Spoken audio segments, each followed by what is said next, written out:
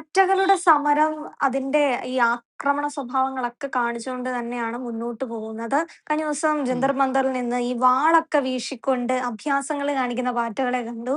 അതുപോലെ തന്നെ ഉം. നമ്മൾ കഴിഞ്ഞ ദിവസം പറഞ്ഞത് വെച്ച് നോക്കുകയാണെങ്കിൽ CRPF, BSF, rapid action force അത്തരം സേനകളെയൊക്കെ കൂടുതലായിട്ടും ദില്ലിയിലേക്ക് എത്തുന്നുണ്ട്. മുംബൈയിൽ നിരോധനാജ്ഞ പ്രഖ്യാപിച്ചിട്ടുണ്ട്. അപ്പോൾ എന്തായിരിക്കും ഇനി വരും ദിവസങ്ങളിൽ ഉണ്ടാവുന്നത്? അതില് ഈ എന്താ പാറ്റകളുടെ കയ്യിൽ നിന്ന് ഈ സമരം പോയി.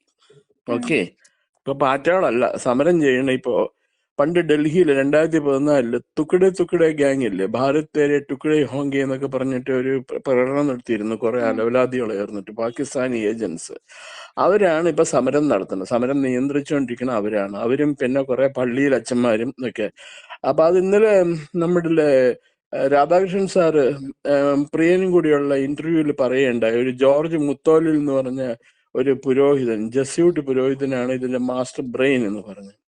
അയാളോടൊപ്പം വേറെ പലരും ചേർന്നിട്ടുണ്ട് ഈ സമരം ഹൈജാക്ക് ചെയ്ത് കൊണ്ടുപോകാനും ഒരു വലിയ ക്രമസമാധാന പ്രശ്നമായിട്ട് മാറ്റാനും വേണ്ടിയിട്ട്.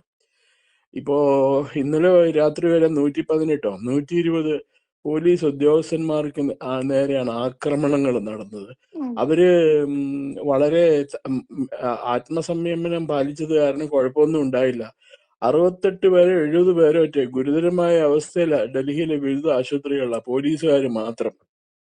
അപ്പൊ തന്നെ നമുക്ക് ആലോചിക്കാം അവരെന്തുമാത്രം പ്രതികരിച്ചിട്ടുണ്ടാവുന്ന. അവർ പ്രതികരിച്ചിട്ടില്ല. ഇവര് കേന്ദ്ര ഗവൺമെന്റ് പറഞ്ഞു ചർച്ച നടത്താൻ ഞങ്ങൾ തയ്യാറാണ് എന്ന് പറഞ്ഞു. ഈ നീറ്റ് പരീക്ഷാ പേപ്പറിന്റെ ലീക്കിനെ കുറിച്ചിട്ട്. അപ്പൊ അതായിരുന്നു അവരുടെ പ്രീ കണ്ടീഷൻ. അവര് മുൻ അവരുടെ ഉപാധി അതായിരുന്നു. അപ്പൊ അത് അങ്ങനെ പറഞ്ഞു കഴിഞ്ഞു, ഞങ്ങൾ ചർച്ച നടത്താൻ തയ്യാറാണ്, നിങ്ങൾ വരിക, നമുക്ക് എന്നിട്ട് സ്പീക്കറുടെയും രാജ്യസഭാ അധ്യക്ഷന്റെയും കൂടെ ഒരു മീറ്റിംഗ് നടത്താം. അപ്പൊ അവര് തീരുമാനിക്കും ഏത് ദിവസമാണ്, എത്ര മണിക്കൂർ, ആരൊക്കെ സംസാരിക്കണം എന്നുള്ള കാര്യം. അപ്പൊ നമുക്ക് ആ മീറ്റിംഗിൽ ഫൈനലൈസ് ചെയ്യാമെന്ന് പറഞ്ഞു. റൂൾ 267 പ്രകാരം ചർച്ച നടത്താന്നാണ് പറഞ്ഞത്. അത് ചർച്ച നടത്താന്ന് പറഞ്ഞ ഉടനെ തന്നെ അവരെന്ത് ചെയ്തു? അവരുടെ ആവശ്യം മാറ്റി. അവർ പറഞ്ഞു ധർമ്മേന്ദ്ര പ്രധാൻ രാജിവെക്കണം, അത് കഴിഞ്ഞിട്ട് ചർച്ച നടത്താമെന്ന് പറഞ്ഞു. അത് ആലോചിച്ച് ചെയ്യേണ്ട കാര്യം. വെറുതെ ഈ കുറെ അലവലാദികൾ കയറി മന്ത്രി രാജിവെക്കണം എന്ന് ആവശ്യപ്പെടാനൊന്നും പറ്റുമൊന്നുമില്ല. അതിനൊരു നടപടിയൊക്കെയാണ്, ഒരു പ്രൊസീജിയർ ഉണ്ട്, അതനുസരിച്ചിട്ടേ രാജിവെക്കാൻ പറ്റുള്ളൂ. പിന്നെ വേറൊന്ന് ഇപ്പൊ അവര് പറയണത്, ഈ മറ്റേ ഒരൊറ്റ വിദ്യാർത്ഥികളുടെ പേരിലും ഈ ഒറ്റ പാറ്റ വോളണ്ടിയറുടെ പേരിലും എന്താണ് പറയണത്, കേസ് എടുക്കാൻ പാടില്ല. അതേസമയം പോലീസുകാരുടെ പേരിൽ എല്ലാവരുടെ പേരിലും കേസ് എടുക്കണം എന്നാണ് അവരുടെ ആവശ്യം. അപ്പൊ ഇതിങ്ങനെ വെച്ചാൽ ഗോൾ പോസ്റ്റ് മാറ്റുക എന്ന് പറയും. നമ്മൾ ഒരു കാര്യം ഡിമാൻഡ് ചെയ്യണു, ആ ഡിമാൻഡ് അംഗീകരിക്കുമ്പോൾ ഉടനെ തന്നെ നമ്മൾ പറയണു ഓ ഇത് ശരിയല്ല, നമുക്ക് വേറൊരു ഡിമാൻഡും കൂടി ഉണ്ടെന്ന് പറയണു. ആ രീതിയിലാണ് അവരിപ്പോ പോയിക്കൊണ്ടിരിക്കുന്നത്. പിന്നെ ഡൽഹിയിൽ ഹൈ സെക്യൂരിറ്റി ഏരിയയാണ് എന്നുള്ള വിവരം അറ്റ്ലീസ്റ്റ് ആ മല്ലികാർജുൻ ഖർഗെങ്കിലും അറിയേണ്ടതാണ്. കോൺഗ്രസിന്റെ പ്രസിഡന്റ് ആണ്, അയാൾക്കെങ്കിലും അറിയേണ്ടതാണ്. അയാള് ശുദ്ധமான ഒരു എന്താ നമ്മുടെ ഇത് പറയില്ലേ, ബുള്ളിന് ചീന ഷോപ്പ് എന്നുള്ള രീതിയിലാണ് ഈ 86 വയസ്സ് 88 വയസ്സുമായിട്ട് കാലമാടൻ പെരുമാറുന്നത്. അങ്ങനെയാണ്. This is the thing which is happening there. അപ്പൊ അവർക്ക് ഇത് സമരം തീർക്കുക എന്നുള്ളതല്ല അവരുടെ ലക്ഷ്യം. അവര് സമരം ഇങ്ങനെ എന്താ പറയണേ, വലിച്ചു നീട്ടിക്കൊണ്ട് പോവുക, ക്രമസമാധാന പ്രശ്നമായിട്ട് ഒരു മാറ്റുക, തുടർന്ന് ജനങ്ങൾക്ക് ഗവൺമെന്റിനോടുള്ള വെറുപ്പ് ആക്കി തീർക്കുക എന്നുള്ളതാണ് അവർ ഉദ്ദേശിക്കുന്നത്. അപ്പൊ ഈ പാർലമെന്റിൽ ചർച്ച നടത്തുക എന്ന് പറയുന്നത്, ഒരു വിഷയത്തെ കുറിച്ച് ചർച്ച നടത്തുക എന്ന് പറയുന്നത് it's A long drone out process. Section 267 ലോക്സഭയുടെ ഒക്കെ നടപടിക്രമങ്ങൾ അനുസരിച്ച്, റൂൾ ഓഫ് പ്രൊസീജിയർ അനുസരിച്ചിട്ട് 267 വകുപ്പ് പ്രകാരമാണ് ചർച്ച നടത്തേണ്ടത്. അതിന് നോട്ടീസ് കൊടുക്കണം. നോട്ടീസ് കൊടുത്തു കഴിഞ്ഞിട്ടുണ്ടെങ്കിൽ അത് ബേണിംഗ് ഇഷ്യൂ ആണോ അതോ അല്ലയോ എന്ന് തീരുമാനിക്കണം. അതൊരു മറ്റ് സഭാ നടപടികൾ നിർത്തിവെച്ചിട്ട് ഈ പരിപാടി, ഈ ചർച്ച നടത്തണോ വേണ്ടയോ എന്നുള്ളതൊക്കെ തീരുമാനിക്കണം. അതിനുള്ള വകുപ്പാണ് 267. അത് 1952 ഉണ്ടാക്കിയ വകുപ്പാണ്. ലോക്സഭയിലെയും രാജ്യസഭയിലെയും നടപടി ചട്ടങ്ങൾ എഴുതി ഉണ്ടാക്കിയത് 1952 അതനുസരിച്ചിട്ടാണ് ഇന്ന് വരെ മുമ്പോട്ട് പോയിട്ടുള്ളൂ. ഈ കോൺഗ്രസ് അധികാരത്തിൽ ഇരുന്നപ്പോഴും ഇതിനനുസരിച്ചിട്ട് മാത്രം മുമ്പോട്ട് പോയുള്ളൂ. അവർ ചർച്ച സമ്മതിക്കാറേ ഉണ്ടായിരുന്നില്ല. അപ്പൊ അങ്ങനെയുള്ള സാഹചര്യത്തിലാണ് ഈ പ്രശ്നങ്ങളൊക്കെ എത്തിയേക്കുന്നത്. പിന്നെ ഡൽഹി ഒരു ഹൈ സെക്യൂരിറ്റി ഏരിയ ആണ്. പ്രത്യേകിച്ച് പാർലമെന്റിലേക്കൊക്കെ മാർച്ച് നടത്തുമ്പോൾ വളരെ ഗൗരവമായിട്ട് കാണേണ്ട വിഷയമാണത്. കാരണം കുറച്ചു നാൾക്ക് മുമ്പ് 2003 മറ്റോ പാർലമെന്റിന് നേരെ ആക്രമണം നടന്നതിനെ കുറിച്ചിട്ട് ആദരെ കേട്ടിട്ടില്ലേ? പാകിസ്ഥാനി തീവ്രവാദികളോ അവസാനം 12 പോലീസ് ഉദ്യോഗസ്ഥന്മാര്, CRPFിനെയും CISFന്റെ ഒക്കെ ഉദ്യോഗസ്ഥന്മാര് അവരുടെ വെടിയേറ്റ് മരിച്ചുപോയി. പാർലമെന്റിനകത്ത് പ്രധാനമന്ത്രിയും ആഭ്യന്തരമന്ത്രിയും പുറത്തുപോയ സമയത്താണ് അവർ അറ്റാക്ക് ചെയ്തത്. അതല്ലെങ്കിൽ എന്തെല്ലാം നടക്കുമായിരുന്നില്ല. അതേസമയം 1966 ഇതേപോലെ ഗോവധം നിരോധിക്കണം എന്നാവശ്യപ്പെട്ടുകൊണ്ട് കുറെ ഹിന്ദു സന്യാസിമാര് 1966 നവംബർ 7 മറ്റ് ഒരു പ്രകടനം നടത്തി. നവംബർ 7 തോന്നുന്നു 1966 ഗോപാഷ്ടമി ദിനത്തിന് അന്ന് ഒരു പ്രകോപനവും ഇല്ലാതെ പട്ടാളക്കാര് ഈ ഹിന്ദു സന്യാസിമാർക്ക് നേരെ വെടിവെച്ചു, ജനങ്ങൾക്ക് നേരെ വെടിവെച്ചു. അനൗദ്യോഗിക കണക്കുകൾ പറഞ്ഞ 1000-ലധികം പേര് മരിച്ചു എന്നാണ് പറയുന്നത്. പക്ഷെ ഗവൺമെന്റ് പറയണ 7 പേരെ മരിച്ചിട്ടുള്ളൂ എന്നാ പറയുന്നത്. അതില് ഒരു സന്യാസി ഉണ്ടായിരുന്നു, കാപ്രിജി മഹാരാജ് എന്നോ എന്തൊക്കെ പറഞ്ഞൊരു സന്യാസി ഉണ്ടായിരുന്നു. അദ്ദേഹം ഇന്ദിരാഗാന്ധിനെ ശപിച്ചു എന്നാണ് പറയുന്നത്. അവരുടെ മുഖത്ത് നോക്കിയിട്ട്, നിങ്ങൾ ഈ പാവപ്പെട്ട ആൾക്കാര് ഗോവധം നിരോധിക്കാൻ വേണ്ടി സമരം നടത്തിയ ആൾക്കാർക്കെതിരായിട്ട് വെടിവെച്ച നിങ്ങളുടെ വീട്ടുകാരും ദുർമരണത്തിന് വഴിപ്പെടും, ദുർമരണമായിരിക്കും നിങ്ങളെ കാത്തിരിക്കണേന്ന് പറഞ്ഞു. അതിന്റെ അനന്തരഫലം നമ്മൾ കണ്ടതാണ്. 1980 മറ്റേ സഞ്ജയ് ഗാന്ധി മരിച്ചു. അയാൾ മരിച്ചത് ഒരു അഷ്ടമിയുടെ അന്നാണ്. പിന്നെ രാജീവ് ഗാന്ധി മരിക്കുന്നത് 1991 ഒക്ടോബർ 21 ദശമിയുടെ അന്നാണ്. ഏറ്റവും കഷ്ടം ഇന്ദിരാഗാന്ധിയുടെ മരണമാണ്. ഇന്ദിരാഗാന്ധി 1984 ഒക്ടോബർ 31 ഒരു ഗോപാഷ്ടമിയുടെ ദിനമാണ് അവർ കൊല ചെയ്യപ്പെട്ടത്.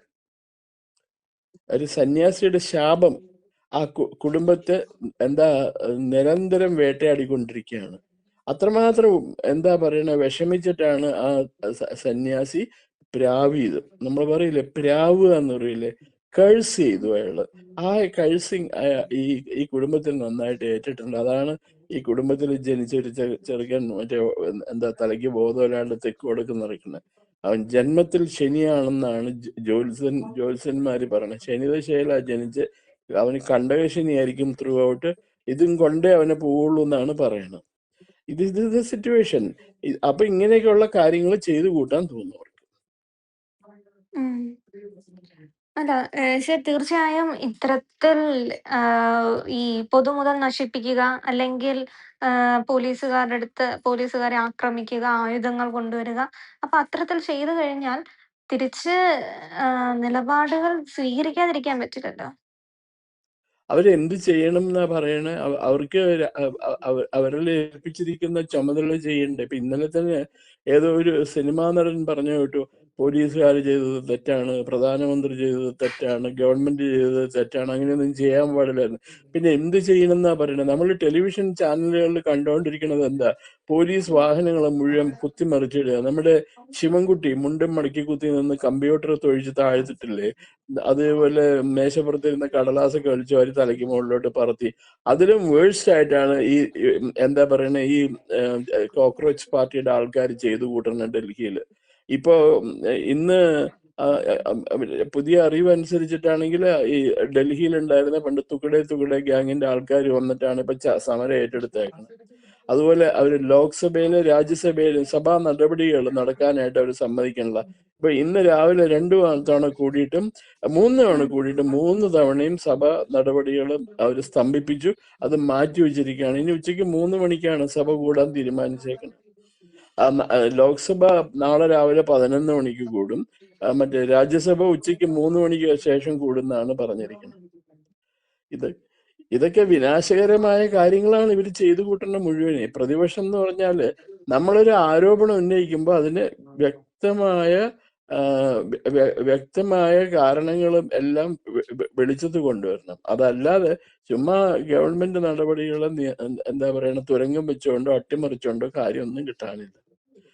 അത് മാത്രമല്ല, കേരളത്തില് ഈ SFIക്കാരൊക്കെ സമരം നടത്തുന്നുണ്ട്. ഇവിടെ ക്വസ്റ്റ്യൻ പേപ്പർ ലീക്ക് അല്ലെങ്കിൽ അതിലും വേഴ്സ്റ്റ് ആയിട്ടുള്ള കാര്യങ്ങളാണ് കേരളത്തിൽ നടക്കുന്നത്. ഡിഗ്രി പരീക്ഷ എഴുതാത്തവന് പോസ്റ്റ് ഗ്രാജുവേഷൻ കിട്ടും, ഡിഗ്രിയോ പോസ്റ്റ് ഗ്രാജുവേഷനോ ഇല്ലാത്തവന് PhD കിട്ടും.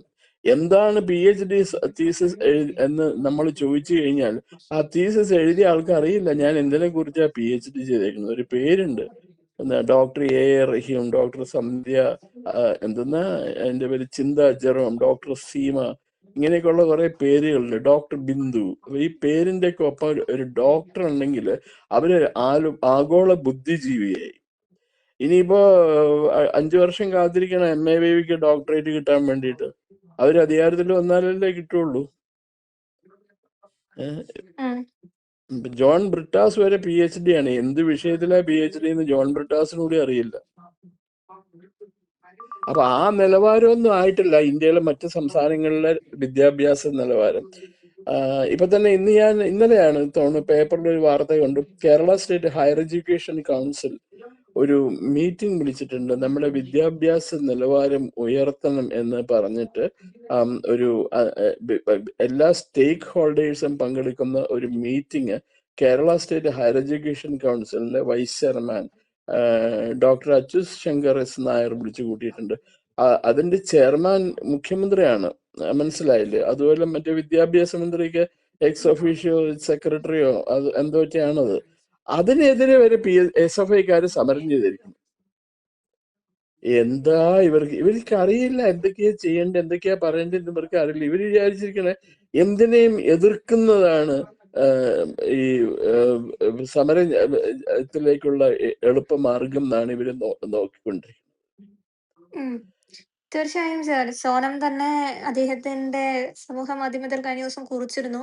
സമരം അവസാനിപ്പിക്കാം എന്നുള്ള രീതിയിലൊരു കുറിപ്പിട്ടു. അതിനുശേഷം CJPയുടെ തന്നെ വക്താവ് അഭിജിത് ദീപ്കെ അതിനെതിരെ മറ്റൊരു കുറിപ്പിട്ടു. ഇല്ല, ഒരിക്കലും അവസാനിപ്പിക്കില്ല. ഞങ്ങൾ പറയുന്നതെല്ലാം അവകാശങ്ങളൊക്കെ നേടിയാൽ മാത്രമേ ഞങ്ങൾ അവസാനിപ്പിക്കുള്ളൂ. അപ്പൊ ഇങ്ങനെ ഒരു കലാപം അഴിച്ചുവിടുകയാണെങ്കിൽ ഇനി ഉണ്ടാവാൻ പോകുന്ന പ്രക്ഷോഭം അത്യാവശ്യം നല്ല രീതിയിൽ ആക്രമണ സ്വഭാവം ഉള്ളതാണ് എങ്കിൽ കടുത്ത നിലപാട് കേന്ദ്രം സ്വീകരിക്കും. ഗവൺമെന്റ് കടുത്ത നിലപാടൊന്നും സ്വീകരിക്കില്ല. അവരിത് അഴിച്ചുവിട്ടേക്ക് എന്ത് വേണമെങ്കിലും ചെയ്തോളാൻ പറഞ്ഞിട്ട്. അതല്ലെങ്കിൽ പണ്ടേ നിങ്ങളൊക്കെ പിടിച്ച് ജയിലിലിടേണ്ടതല്ലായിരുന്നു. ഇത് കുറെ ദിവസം സ്കൂളും കോളേജുകളും അടച്ചിടേണ്ടി വരും. പൊതുജനങ്ങളുടെ മൂവ്മെന്റും അതുപോലെ നിത്യജീവിതവും വളരെയധികം പ്രതികൂലമായിട്ട് ബാധിക്കും. ഇപ്പൊ ഇന്ന് തന്നെ ഡൽഹിയില് 16 മെട്രോ സ്റ്റേഷനാണ് ഷട്ട് ഡൗൺ ചെയ്തിരിക്കുന്നത്, ഡൽഹി മെട്രോയുടെ. അപ്പൊ അതിന്റെ അർത്ഥം എന്താ? 16 സ്റ്റേഷനിലേക്ക് ട്രെയിൻ സർവീസ് ഇല്ല എന്നാണ് അർത്ഥം. അപ്പൊ ആ റൂട്ടിലുള്ള ജനങ്ങളുടെ മുഴുവനും യാത്രാ സൗകര്യങ്ങൾ മുഴുവൻ ഇല്ലാതായിരിക്കുന്നു. ഇവർ ഈ കാണിക്കുന്ന സമരം കാരണം അവർക്ക് കൂടി, സാധാരണക്കാർക്ക് കൂടി ജീവിക്കാൻ പറ്റാണ്ടായിരിക്കുന്നു. അതിനെപ്പറ്റി ആരും ഒന്നും പറയില്ല. കേരളത്തിലെ മാധ്യമങ്ങളും മറ്റും ഒന്നും പറയില്ല.